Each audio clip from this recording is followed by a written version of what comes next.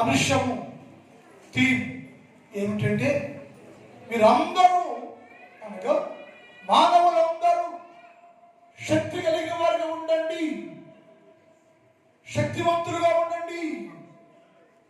2025లో ఒకవేళ బలహీనంగా ఉంటే, బలహీనపరచబడి ఉంటే, ఇప్పుడు సంవత్సరంలో నీకు ఇవ్వడం వాగ్దానం ఏమిటంటే బలవంతులుగా ఉండండి, శక్తివంతులుగా ఉండండి, శక్తి కలిగిన వారుగా ఉండండి అని అంతర్జాతీయ రాష్ట్రీయ నాయకులు జనరల్ గారు మనకి ఈ యొక్క అంశాన్ని ఇచ్చారు. ఇందులో చాలా విషయాలు త్వరగా చెప్పి మిగిలిన భాగాన్ని వచ్చే వారిని ధ్యానం చేద్దాం.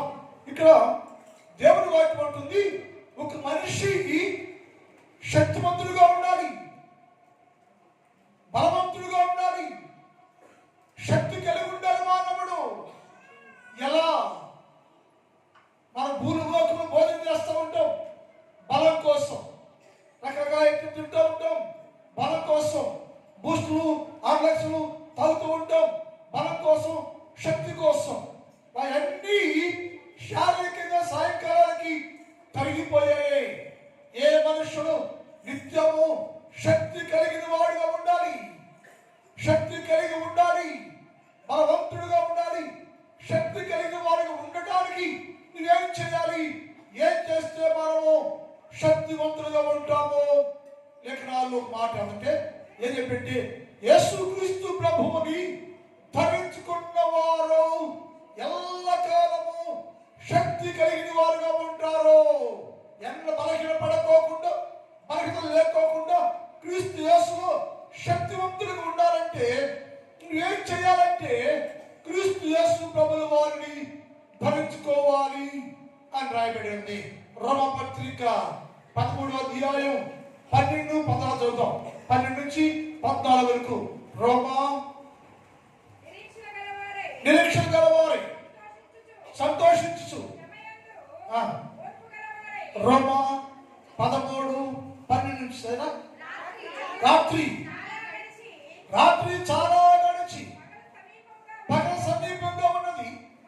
మనము అంధకార క్రియలను విసర్జించి తేజస్సు సంబంధం వెలుగు సంబంధమైన యుద్ధోపకరణములను ధరించుకోవాలి. ఎందుకయ్యా? తేజస్సు సంబంధమైన యుద్ధోపకరణాలను ధరించుకోవాలి, కవచాన్ని ధరించుకోవాలి. ఎందుకంటే నిత్యము సాతానుడు అపవాది మనిషి మీద, మానవుడి మీద దాడి చేస్తూ ఉంటాడు. సాతాను క్రియలు రేపరచబడి సాతాను చేతిలో ఓటమి కాకుండా ఉండటానికి మానవుడు ఏం చేయాలంటే అరుణోదయము యుద్ధోపకరణాలను ప్రతి మనుషుడు ధరించుకోవాలి. అప్పుడు మనుషుడు శక్తి కలిగి ఉంటాడు, శక్తివంతులుగా ఉంటారు. యుద్ధోపకరణాలు, యుద్ధాయుధాలను ధరించుకోవాలి. యుద్ధాయుధాలను ధరించుకుంటే అపవాది నీ మీద దాడి చేస్తే మనము దాన్ని ఎదిరించే శక్తి కలిగిన వారుగా ఉంటాము అని లేఖనాల్లో రాయబడి. అందుకని ఎస్ అంటున్నాడు, నువ్వు శక్తివంతులుగా ఉండాలంటే ఒకటి యుద్ధోపకరణాలను ధరించుకోండి అన్నాడు. రెండోది తర్వాత అల్లరితో కూడిన ఆటపాటలైనను లేఖయు, కామ విలాపములైనను, పోకిరి చేసిన లేఖయు పగటి యందు నడుచుకున్నట్లుగా మెట్టుకు ప్రభువైన యేసుక్రీస్తుని ధరించుకోవట. నువ్వు శక్తిగా ఉండాలంటే ఒకటేమో యుద్ధాయుధాలు ధరించుకోవాలి, రెండోది యేసుక్రీస్తు ప్రభువుని ధరించుకోవాలి. యేసుక్రీస్తు ప్రభువుని ధరించుకున్న వారు ఎప్పుడు బలంగా ఉంటారు, శక్తి కలిగి ఉంటారు. వారు వేళ అపవాది సాతానుడు నీ మీద దాడి చేస్తే ఎప్పుడు శక్తి హీనుగా కింద పడిపోయే అవకాశం నీకుండదు. ఎందుకంటే క్రీస్తు యేసు ప్రభుని ధరించుకున్నావయ్యా. నీ లోపట నీ బయట యేసు ప్రభుల వారు నీలో ఉన్నాడు. నువ్వు కలిగి ఉన్న యేసుని కలిగి ఉన్నావు. ఎందుకు శక్తివంతుడు ఉంటావయ్యా? ఎందుకయ్యా నీ శక్తి ఏంటయ్యా? దాన్ని అడిగితే దావీదు నీకున్న శక్తి ఏంటి? నువ్వు పుట్టాడు కదా, గొర్రెలు కాపరం కదా, ఏంటి నీ శక్తి? ఏంటి నీ బలము? ఎలా అయ్యా యుద్ధ భూమికి వెళ్తే యుద్ధ రంగం దిగితే సైన్యాన్ని అరణగడకు పడుస్తున్నావయ్యా? ఏంటి నీ శక్తి అని దావీదు అడిగితే దావీదు అన్నాడు, నేను యెహోవాను ధరించుకున్నాను, నేను యేసుక్రీస్తు ప్రభుని ఆయుధంగా ధరించాను, నేను బలహీనుడు కాదు, నేను బలవంతుడు, నేను. ఏంటి నీకున్న శక్తి, నీకున్న బలం అంటే క్రీస్తు యేసు ప్రభుల వారిని నేను ధరించుకున్నాను. ఆయన నాతో ఉన్నాడు, నాలో ఉన్నాడు. యేసుక్రీస్తు ప్రభుని నేను ధరించుకుని ఉన్న కారణము చేత శక్తిగా ఉన్నాను, నేను యుద్ధం వీడుగా ఉంటున్నా, జయిస్తున్నా అని చెప్పి లేఖనాల్లో రాయబడి ఉంది. కనుక మనం ఏం చేయాలంటే ఎల్లకాలము శక్తి కలిగిన వారిగా ఉండాలంటే యేసుక్రీస్తు ప్రభువుని ధరించుకోవాలి. యేసు కలిగిన వారిగా ఉండాలి. యేసును ధరించుకుంటే ఎప్పుడు బలహీనుడు కాదు, నేను శక్తిహీనుడు కాదు, నేను శక్తి కలిగి ఉంటావు. అది ఏ శక్తి అంటే అపవాదిని జయించే శక్తి. నాడు ప్రపంచంలో విశ్వాసులు, క్రైస్తవులు అనేక మంది గుంపులు పట్టుని పడిపోతున్నారయ్యా. చాలా పడిపోతున్నారు, కూలిపోతున్నారు. ఎందుకంటే యేసు ప్రభుని ధరించుకోలేదు. యేసు లేకుండానే, యేసుక్రీస్తు ప్రభువుని ధరించుకోకుండానే క్రైస్తవులాగా, విశ్వాసులాగా ఉన్నందువల్ల సమస్య రాగానే, శోధన రాగానే, అపవాది సాతానుడు దాడి చేయగానే మనుషులు కుప్పకు కింద పడిపోతున్నారు. కారణం ఏంటంటే యేసు ప్రభునితో లేడు అని యేసు అన్నాడు. ఇప్పుడైనా మీరు రోజుల సంవత్సరంలో అందరూ శక్తివంతులు ఉండాలంటే క్రీస్తు యేసు ప్రభువుని ధరించుకోండి అని చెప్పాడు. రెండోది, మూడోది, ఎప్పుడైనా నువ్వు ఎప్పుడు శక్తిగా ఉండాలంటే క్రీస్తు యేసు ప్రభు యొక్క ముద్ర ఉంది. ఆయన ముద్ర ఉంటుంది. ఆ ముద్ర నీ మీద ముద్రించబడాలట. అంటే దేవుడి ముద్ర కలిగి ఉండాలి. విశ్వాసీనా, క్రైస్తవుడినా, రక్షణ పొందిన వ్యక్తినా, పరిశుద్ధుడినాగి క్రీస్తు యేసు ముద్రను నువ్వు కలిగి ఉండాలి. అప్పుడు ఎన్నడూ శక్తిహీనుడిగా ఉండలేవు, శక్తి కలిగి ఉంటావు. గలాతీ పత్రిక 6వ అధ్యాయం చూడు సార్. గలాతీ పత్రిక 6:17 చూద్దాం. గలాతీ 6:17. నేను పోగొట్టినాడు. నేను శక్తిగా ఉన్నానయ్యా, నేను శక్తివంతుడయ్యా. కష్టం వచ్చింది, బాధ వచ్చింది, ఉపద్రవం వచ్చింది, ఎన్నో వచ్చాయి. నేను వచ్చినాగా నేను పడిపోవటంలో, కూలిపోవటంలో శక్తి కలిగి ఉన్నాను. ఎందుకయ్యా పౌలా? ఏంటి కూడా శక్తి ఏంటి? నా సేవా చిత్రం వచ్చాను. నేను అన్నిటిగా నేను సన్నిహిత సభలో నుంచి యేసుక్రీస్తు ప్రభుని నమస్కార మార్గంలో కలుసుకున్న తర్వాత యేసుక్రీస్తు ప్రభుని నమ్ముకొని ఆయనలో జీవిస్తూ ఉంటే అనేక శ్రమలు నా మీద వచ్చాయో. అయినా సరే ఎక్కడ నేను బలహీనుని కాకుండా శక్తి కలిగిన శక్తివంతుడిగా ఉన్నానయ్యా. ఏంటంటే క్రీస్తు యేసు నా మీద ముద్రేశమయ్యో. నేను పరిశుద్ధుడు, దేవుని కుమారుడు, విశ్వాసి, పరిశుద్ధ సంఘం నా మీద యేసు ప్రభుల వారు ముద్ర నేను ధరించుకున్నానయ్యా. ముద్ర వేయబడింది. వాక్యం చదవమన్నా. యేసు యొక్క ముద్రను నా శరీరమందు ధరించుకున్నానని నేను. వస్త్రాలనే కాదు, యేసు ముద్ర కలిగి ఉన్నాను నేను. యేసుక్రీస్తు ప్రభు యొక్క ముద్ర ఉందే, పరిశుద్ధమైనది, పరిశుద్ధ ముద్ర అది. ఆ ముద్ర నేను కలిగి ఉన్నానయ్యా. ఆ ముద్ర కలిగి ఉండడం వల్ల, ఆ ముద్ర మీద ఉండడం వల్ల నా మీదకి ఏది దాడి చేయట్లేదయ్యో, ఏది దాడి చేయటం లేదు. కారణం ఏంటంటే నా మీద యేసయ్య ముద్రను నేను ధరించుకున్నాను. లోపలేమో యేసయ్య, బయటేమో యేసయ్య ముద్ర నేను ధరించానయ్యా. అందుకని నా లోపల, నా బయట యేసయ్య రూపము, స్వరూపము నా మీద ఉన్న కారణము చేత నేను ఎప్పుడు బలవంతుడిగా ఉన్నాను, బలం కలిగి ఉంటున్నాను, శక్తి కలిగి ఉన్నాను. అందుకని నేను ఎప్పుడు బలహీనయ్యా శక్తివంతుడయ్యా అంటే ఎప్పుడు శక్తివంతులుగా ఉండాలంటే ఒకటేమో ఆయుధాలు వేసుకోవాలి, రెండేమో యేసు ప్రభువుని ధరించుకోవాలి, మూడవేమో నువ్వేం చేయాలంటే ఆయన మొత్తము ధరించుకోవాలి, నాలుగో పైన నువ్వు శక్తివంతులుగా ఉండాలంటే యేసు క్రీస్తు వాక్యాన్ని ధరించుకోవాలి. నీ కంఠభూషణంగా వాక్యాన్ని ధరించుకోవాలి. నువ్వు వాక్యాన్ని ధరించుకోవాలి.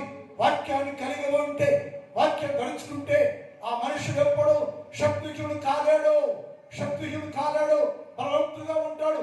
ఎందుకంటే ఆయన నాకు తన శక్తిని నాకు అనుగ్రహించాయో. ఎలా అంటే ఆయన వాక్యాన్ని నేను ధరించుకున్నాయో, నా హృదయంలో పుట్ట నా బయట వాక్యము మెడకి వాక్యాన్ని కట్టుకున్నాను. వాక్యము నాతోనే ఉంది, వాక్యం నాలోనే ఉంది. నాలో ఉన్న వాక్యమయ్యా నన్ను బలహీనంగా కాకుండా పడిపోకుండా లేపి నిలబెట్టి ఆ జీవితాన్ని స్థిరపరుస్తూ ఉందయ్యా. కాబట్టి ఏం చేయాలంటే బలహీనుడు కాకుండా ఎప్పుడు శక్తివంతుడు ఉండాలంటే ఏం చేయాలంటే యేసయ్య వాక్యం ధరించుకోవాలి. యాకోబు పత్రిక 1వ అధ్యాయం 21 చదువుదాం. యాకోబు పత్రిక 1:21 చదువుదామండి. అందుచేత సమస్త కల్మషం విర్రవీగుచు దుష్టత్వము మాని లోపట నాటబడిన నీ ఆత్మను రక్షించుకోవడానికి శక్తి కలిగిన దేవుని వాక్యమును సాత్వికులు అంగీకరించండి, ధరించుకోండి. వాక్యాన్ని కలిగి ఉండాలి, వాక్యాన్ని ధరించుకోవాలి. వాక్యాన్ని ధరించుకుంటే ఎప్పటికేమో లోకంలో పడిపోయే అవకాశం ఉంది. పడిపోతున్నావయ్యో, శక్తిహీనుడుగా బలహీనుడుగా మారిపోయావయ్యో. కారణం ఏంటంటే నీ లోపట నీ బయట దేవుని వాక్యము నీలో లేని కారణము చేత మాటికి నీవు పడి కింద జారిపోతున్నావయ్యా. అందుకే శక్తిహీనుడు మారిపోతున్నావు. ఎల్లప్పుడూ నీవు శక్తివంతుడు ఉండండి. శక్తివంతుడు ఉండాలంటే నీవు నాలుగోదే ఏం చేయాలంటే వాక్యాన్ని ధరించుకోవాలట. చివరైనా శక్తివంతుడు ఉండాలంటే నీతిని వస్త్రములాగా వేసుకోవాలట. ఏబు గ్రంథం 29వ అధ్యాయం 14 చదువుదాం. ఏబు 29:14. ఏబు 20 నేను ఏంటంట? నేను నీతిమంతుడుగా ఉంటున్నానయ్యా. దేవుడు నీతి ఉందే, నీతిని న్యాయాన్ని వస్త్రంగా ధరించాను. నేను నీతిని వస్త్రంగా ధరించుకున్నాను, నీతిని కలిగి ఉన్నాను. ఆ నాలో నేను ధరించుకున్న నీతి ఉందే, ఆ నీతి నాలో ఉన్నందువలన నీతిని నేను ధరించి ఉన్న కారణము చేత ఎప్పుడు బలహీనుడు కావట్లేదు, శక్తి కలిగి ఉన్నాను. నేను అది బలపరుస్తూ ఉంది, శక్తిగా ఉన్నాను నేను. ఎందుకంటే నీతిని వస్త్రములాగా పైన కప్పుకున్నాయా. దేవుడు నీతిని వస్త్రంలాగా పైన కప్పుకున్నాను నేను. ఆ నీతి నన్ను బలహీనుడు కాకుండా, బలహీనపడకుండా శక్తి కలిగిన వాడిగా లోకంలో విజయవంతుడు క్రైస్తవ జీవితాన్ని నాకు ఇస్తూ బలపరుస్తుందయ్యా. అందుకని నేను శక్తివంతుడు ఉండాలంటే యేసయ్య నీతిని వస్త్రముగా ధరించుకొని జీవిస్తే నా దేవుడు ఎల్లకాలము సంపూర్ణ శక్తి కలిగిన వాడిగా ఉంచగాక. ప్రార్థన చేద్దాం. మిగిలిన భాగాన్ని వచ్చాము మనం ధ్యానం చేద్దాం. ప్రార్థన. కింద కూడా రావట్లేదు టైం అయిపోతుంది కనుక ప్రార్థన చేసుకుంటున్నాను. తండ్రి, నీ పాదములకు వందనాలు. పరిశుద్ధుడైన దేవ, నీకే స్తుతి స్తోత్రాలు. ఉదయకాలములో శక్తివంతుగా ఉండండి అని చెప్పాడు. నేను శక్తివంతుగా ఉండాలంటే యుద్ధాయుధాలను ధరించుకోండి, యేసుక్రీస్తు ప్రభువును ధరించుకోండి, వాక్యం ధరించుకోండి, నీతి ధరించుకోండి. అప్పుడు మీరు శక్తివంతులుగా ఉంటారు. అపవాదం జయిస్తారు, లోకం జయిస్తారు, పాపాన్ని జయిస్తారు, అన్ని వాడించేవారుగా ఉంటారు. కాబట్టి ఏం చేయాలంటే నీతివంతుని ధరించుకొని చెప్పావయ్యా. ఎప్పుడైనా అయ్యా నీతిని ధరించే వారిగా ఉంచమని ప్రార్థన చేస్తున్నానయ్యా. మీ నామం దీవించండి. ఉదయకాలంలో ఈ స్థానంలో మోకరించారు చిన్నవారు, పెద్దవారు, స్త్రీలు, పురుషులు, వృద్ధులు అనేక మంది ఉన్నారు తండ్రి. ఒక్కొక్కరిని పేరు పేరుగా దీవించండి, ఆశీర్వదించండి, బలపరచండి. అందరిలో సంపూర్ణ శక్తి కలిగిన వారుగా ఉండే వాక్యం దయచేయండి. నా సంఘాన్ని కూడా దీవించండి. నా సంఘంలో ఉన్న ప్రతి కుటుంబాన్ని దీవించండి. ఆశీర్వదకరంగా, దీవెనకరంగా, వేరుకరంగా నా సంఘం అంతటిని కాచి కాపాడి బలపరచండి. ఉదయకాలంలో 10 బిడ్డలు దీవించి ప్రయత్నించే గోత్రంగా ఏర్పాటు చేయకుండా సంఘ పెద్దలను దీవించండి, కుటుంబాలు దీవించండి. సంఘంలో మంచి పరిచర్య జరిగించే భాగ్యం తెచ్చండి. రేపటి నుంచి వారు సంఘ పెద్దలుగా కొనసాగుతున్నప్పుడు సహాయం చేయమని యేసు వారి పరిశుద్ధ నామములో ప్రార్థిస్తున్నాను తండ్రి. లేచినామండి.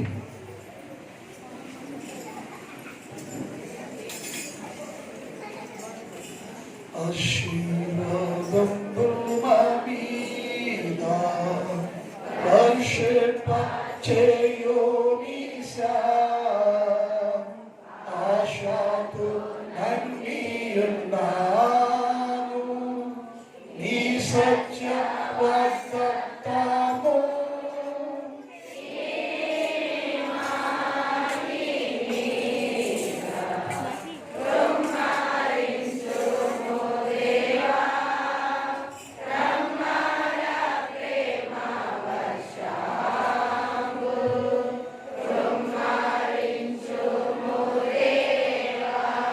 తండ్రి దేవుని ప్రేమ, కుమారుడు యేసుక్రీస్తు వారి కృప, పరిశుద్ధాత్మ దేవుని కలిగిన సహవాసం ఇప్పుడు ఎప్పుడు ఎల్లప్పుడు సదాకాలము మనందరికి తోడై ఉండును గాక. ఆమేన్. హల్లెలూయా, హల్లెలూయా. 10 నిమిషాలు వెళ్ళండి.